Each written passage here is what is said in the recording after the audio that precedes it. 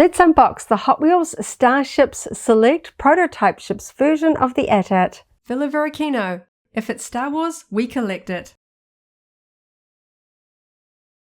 Hello there, thanks for visiting Villa Varykino. I have another Hot Wheels Starships Select vehicle to open up today, and this one is a really fun, colourful prototype version.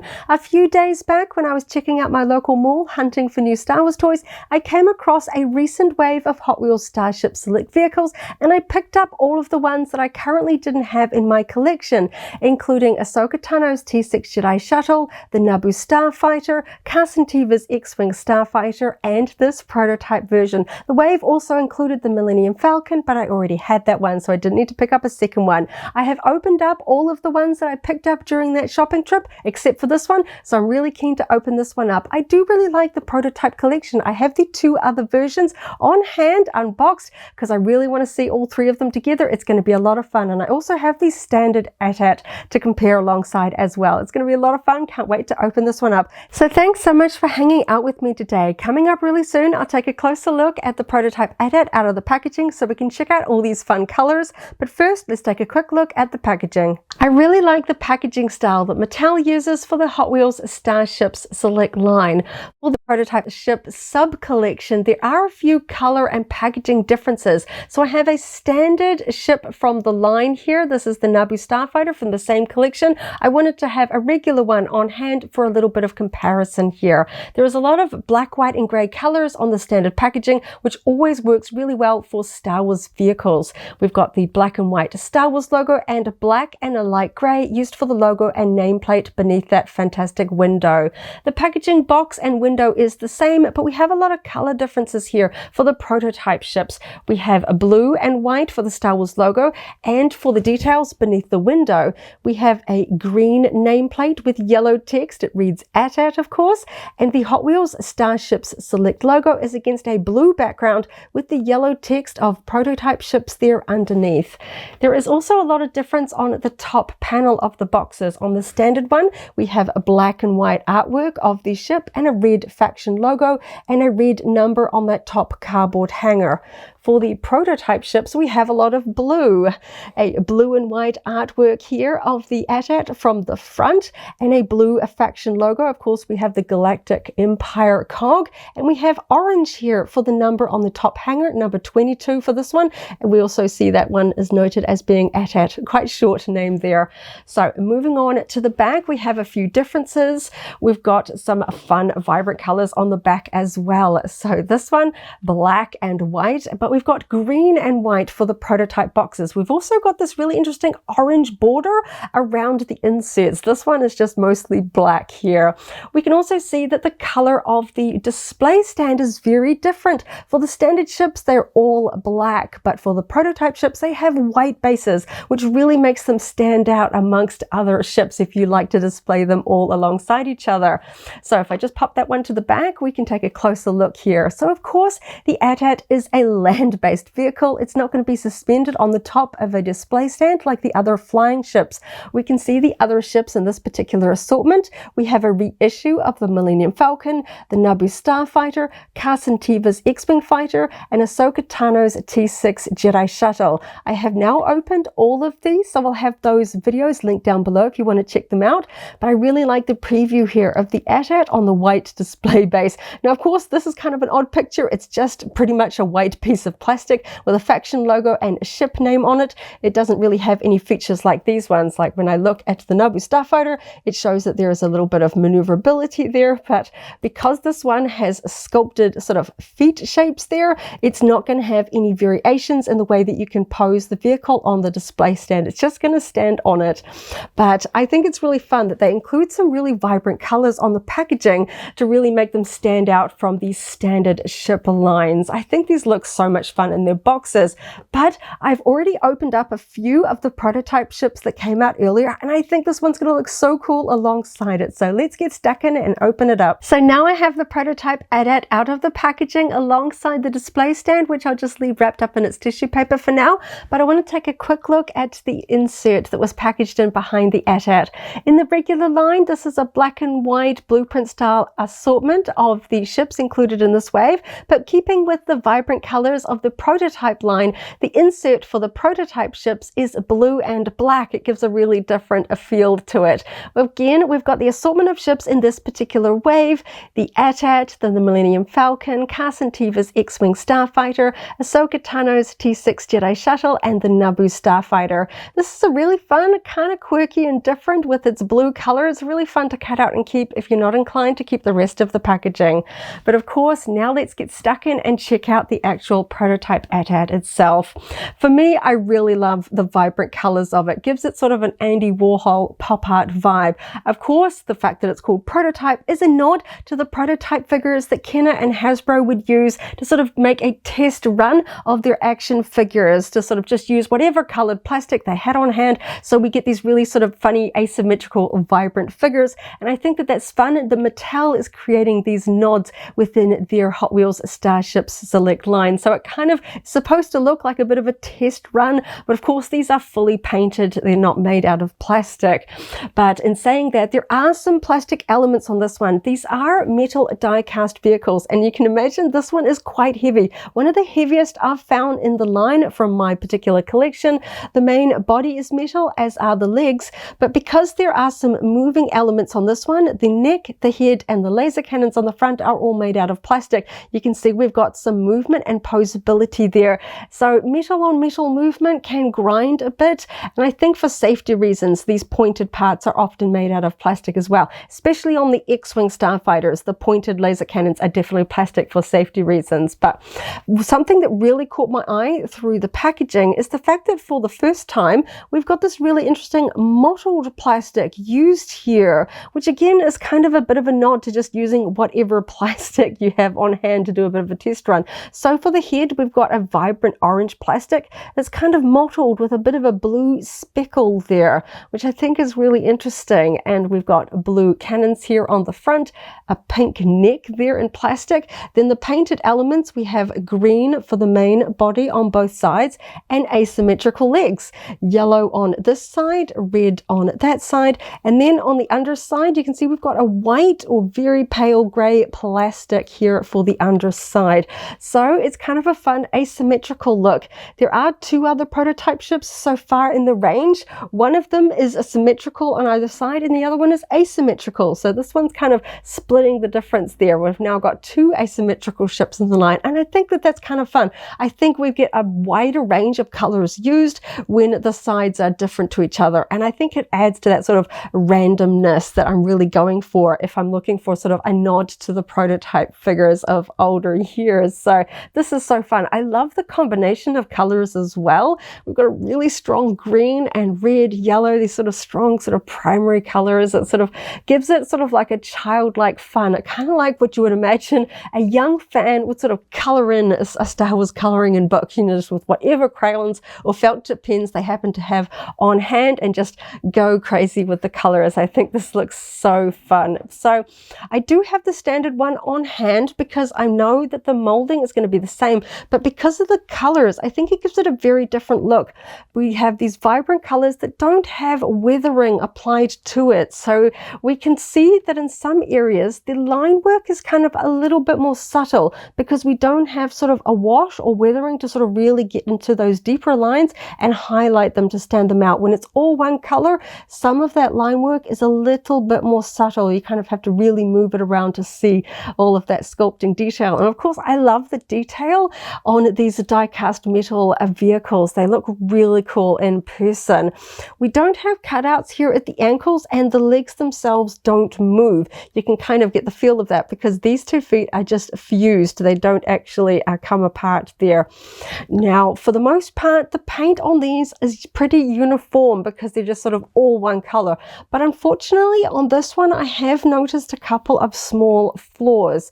We have a little bit of red transferred onto the yellow feet here and here, some very small marks, and tipping it around to the back, which I couldn't see while it was in the box. We've got a little bit of yellow here transferred on into the red there at the back, which is, I gotta say, a little bit unusual. I generally find that Mattel's Hot Wheels Starship Select line is painted very well. Generally, I'm just looking at sort of very subtle variations in the weathering. I don't often find actual sort of mistakes there that really shouldn't be there. Now, I know that this one's kind of designed to be posed from this side, so I will be able to see these small red marks here on the yellow feet. Unfortunately, that yellow one on the back I think is more noticeable, so at least this is the side that I'm probably going to be displaying it on, but it is still a little bit annoying that I can see that. Now, here in New Zealand, generally our stores only get sort of one case per store, so if you spot them, there's just one on the shelf at your particular local store, so you don't really have options to sort of look at others on the shelf and pick the one that you can see through the window that has the best amount of paintwork. I just found this one, just this one by itself, so that was the one that I had to get. I wasn't able to compare it alongside. I do like to do that when it comes to my Star Wars collectibles, especially with Hasbro figures, you know, face paint and detail on the costumes and things like that. I like to see all of the finer detail and pick the one that I think is painted the best.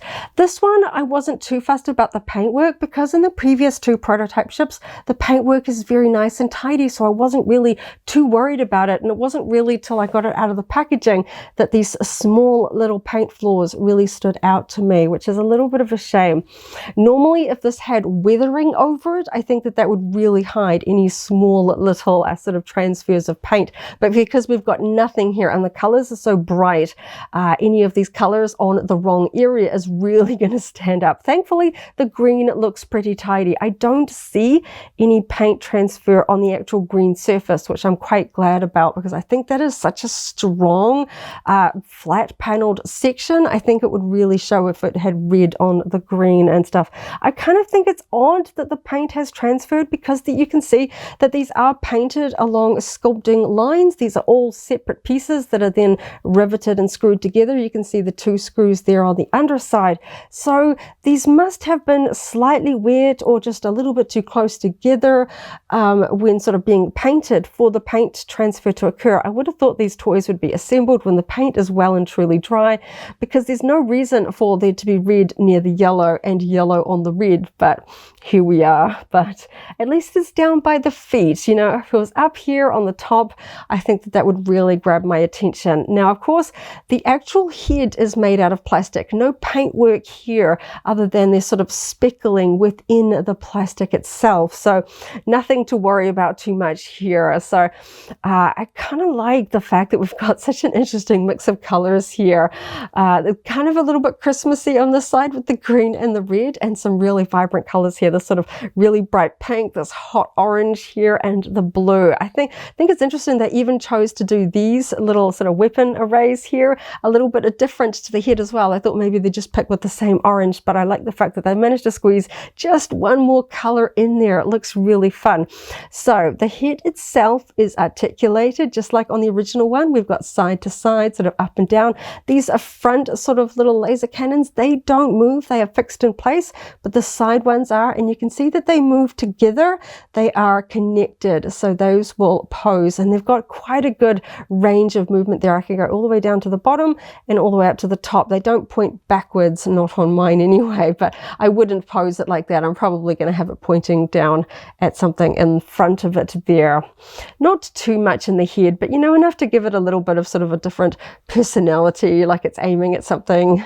You can turn it side to side. It kind of gives it a little bit more of an animalistic type sort of quirky head pose if you want to do it side to side. So I'm probably just going to sort of have mine a little bit more pointed towards the front. And I do like the fact that the legs are fixed. Sometimes I find, you know, with walking sort of vehicles, particularly the AT-ATs, if they have a lot of articulation in the legs, can make them unsteady. These ones are steady as, just very solid, no worries about tipping over or trying to find the right sort of balance. Because this is metal, I really don't want this tipping over, potentially landing on another collectible or hurtling itself off my shelf and landing on a unfortunate passerby's foot. Now, I do have to notice you can kind of hear a bit of a click on this one. This one is a little bit wiggly. You can kind of, you might be able to hear it.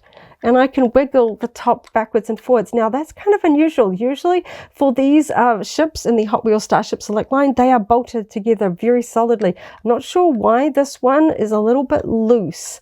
That top piece is not really completely bedded down on it. Not that I'm going to be holding this much once I've finished this video. It's going to go on display, but I do find that a little bit unusual. They're pretty well put together. So because I know they're not really toys, they're metal, they're heavy, and they come with a display stand. So I generally think of them as being, you know, kind of unspokenly designed for adult collectors or slightly older collectors. They are so heavy and they don't have play features. Nothing sort of fires here. We don't have figures. They don't open up and we can't move the legs. So I can't imagine this would be the first choice for a toy for a young fan, especially this vibrant colored. This sort of feels like a nod that older collectors will understand the sort of history of prototype figures.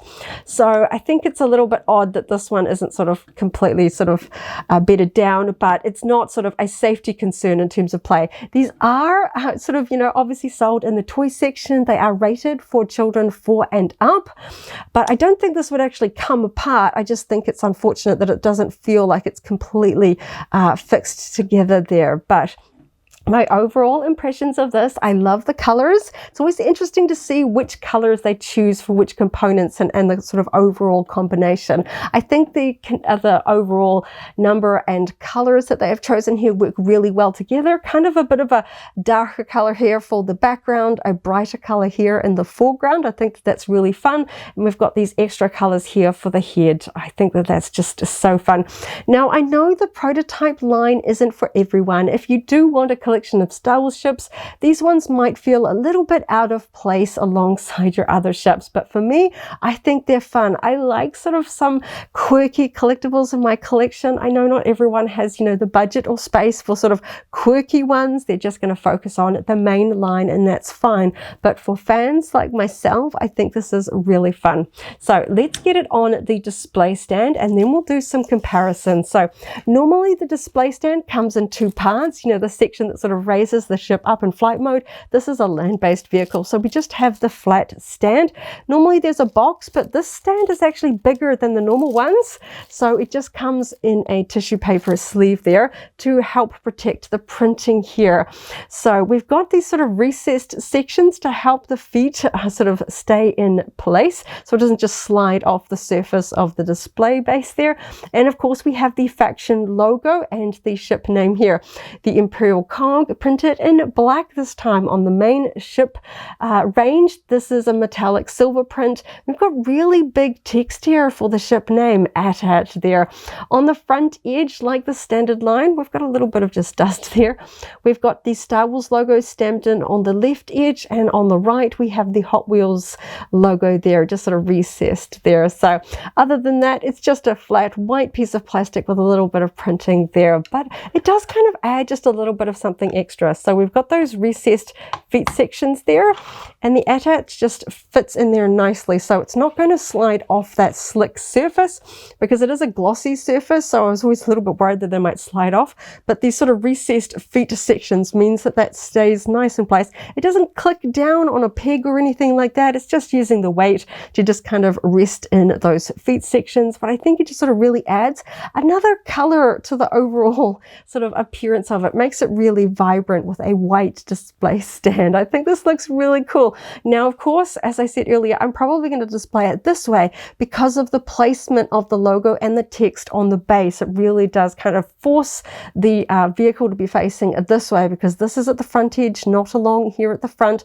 and not on the other side. Because of the feet placement, I can't swap it around. It simply won't fit in those placements. It will cover over that if I really put it on the top, and if I place it this way, you can kind of see the logo and the text on the other side, so it does look a little bit awkward. So I do think it looks better on this side, even if I know that I can see just those small little paint transfer sections there on the feet. But overall, I think this looks really cool. It's a really fun addition to the prototype sort of subline from Hot Wheels Starships Select. But let's quickly bring in the original AT-AT, which I have here.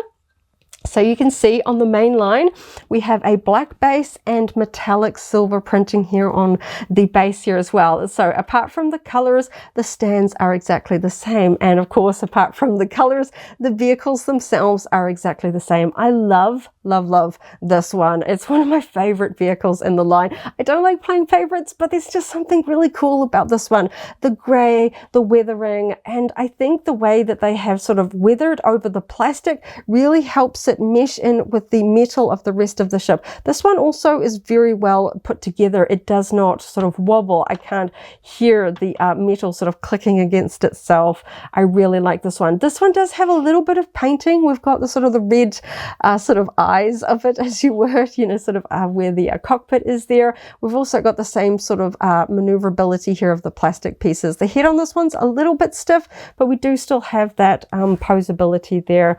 And it looks great from all angles. I love the weathering on this one, really battle worn, but it just looks so right for the AT-AT, in my opinion. I absolutely love it. So you can see you might have a strong reaction to the colors, or you think that this is sort of like a fun, almost like a before and after of a production line example there. I think this is really fun. You might find that this one doesn't look quite at home alongside your main ship line, especially if you're sort of building up a bit of an in-world display. This one might live somewhere else in your display. And to be honest, I'm probably not going to have this one directly alongside this one. I keep this one in my main Hot Wheels Starships collection.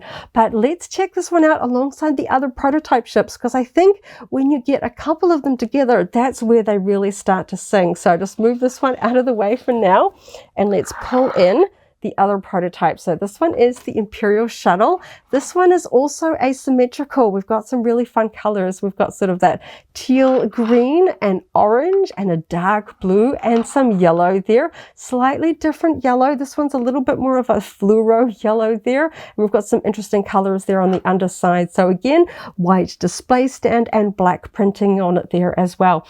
The third one in the line is not an Imperial one. This is the Jedi Interceptor. This one has a symmetrical colors there. So the wings on both sides are white, and you can see that because, you know, it's all one piece, the body of the main ship is all green on both sides. So when I see all three of these together, I think this makes a really fun display. So I think that this is how I will display my Walker. I think this looks really fun, and I hope that that Mattel does continue with this particular sort of sub-line.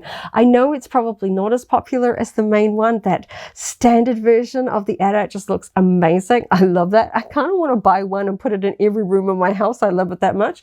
But I really appreciate just how well this one works with these two, and I think it really elevates the prototype collection. Some people that may have been on the fence about whether they wanted either of these for their Star Wars collection, I think when you put this one in amongst these two, it really does make it a really interesting subline, and I hope to see some other really iconic ones. I would love to see the Millennium Falcon done in a prototype color scheme. I think that would be really fun, and it's really fun to see that the colors they use in each one are not the same. We have an element of a green in each of them, but a very different green. We've got a really strong, almost a lime green, a darker green here, and a teal green, and the blues are different. We've got blue plastic, light blue, dark blue, even the yellows are different. I think that that's really fun. We're going to get quite the rainbow of Star Wars ships here with these vibrant colors. I love the white stands as well. Just kind of gives it a brightness that's different. It's kind of playful, very different to sort of the serious in-world design and feel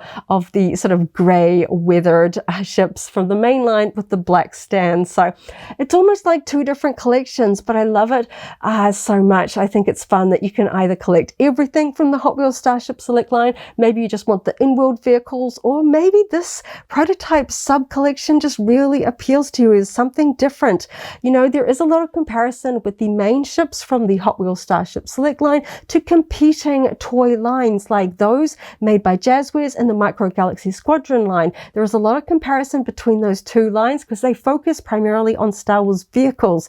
So some people will swing heavily towards one or the other. Sometimes it's just whichever version you prefer, but this is something that is not done in the Jazzwares line, and I think it's really fun, particularly if you like the history of Star Wars toys and Star Wars collecting, which I am a big fan of. I love watching documentaries and researching sort of the history of how Star Wars collectibles came to be back in the 70s. So I really like this as sort of just a nod to the history of Star Wars toys, and I think that that's really fun. Kind of interesting that we have this from a collectible company that wasn't as heavily involved in those early years of Star Wars collecting, not like Kenner, but of course Hasbro do their own prototype action figure line. So I think it's fun that we sort of have a few different companies to choose from and sort of these fun prototype versions. Now, when I look at this one in particular, I think this wide area is just absolutely ripe for sort of turning one of these pieces into a bit of sort of pop art. I almost want to see somebody take this and do some really fun sort of like graffiti art over it on some of these flat panels. I think if you're sort of creative, you like creating some sort of interesting pop art pieces for your collection, these ones I feel like are just the absolute sort of blank canvas, as it were, to get creative and do some really fun designs on them, or just leave them as they are because they look really cool. And I'm just so excited the way these three look together. These two were a little bit lonesome by themselves. Now that I have three, I think three makes a collection, and even if they don't make any more, these three look really cool. But I do hope Mattel continue because I absolutely think these are really fun. If I had to choose between the prototype AT-AT and the normal one, of course the AT-AT from the regular range is going to win my heart, but I'm really happy to see this one in this line. It's fun, it's vibrant, and I think it's a fabulous addition to this prototype subline, and I'm really excited that Mattel is kind of giving us some variety like this, and I can't wait to see where the line goes. I hope Mattel keeps making these Hot Wheels Starships Select vehicles for a long time to come. There are so many great vehicles that I want to see in both the regular line and this sub prototype line. It's just so fun and playful, so I'm really excited to have this third one for my collection. Thank you so much for hanging out with me today as I opened up another Star Wars Hot Wheels Starship Select vehicle and had a lot of fun checking out the details and doing a bit of comparison as well. I hope you have a wonderful morning, afternoon or evening, wherever you are in the galaxy, and let's hang on again very soon for more Star Wars fun. May the Force be with you. If you're a Hot Wheels Starship Select fan, I recently unboxed Ahsoka Tano's T6 Jedi Shuttle. That video is linked here in case you haven't already seen it, as well as a whole Hot Wheels Starship Select unboxing playlist. This is the way.